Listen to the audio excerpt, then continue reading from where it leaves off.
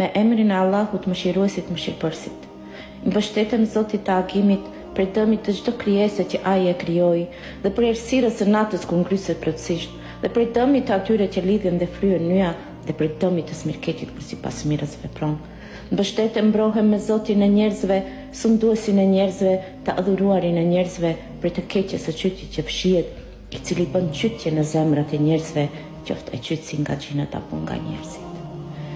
Ja Allah, o Zoti im, jam e lodhur nga xhelozia dhe syri i keq i njerëzve, më mbroh dhe më mbështell me mbrojtjen tënde të fuqishme, largoj nga unë çdo dëm që mund të vijë prej shikimit të keq apo prej mendimeve dhe zemrave të liga. Mbushe jetën time me begati që nuk dëmtohet nga zilia e askujt dhe më dhuro qetësinë e shpirtit që asnjë keqdashje të mos e trazoj.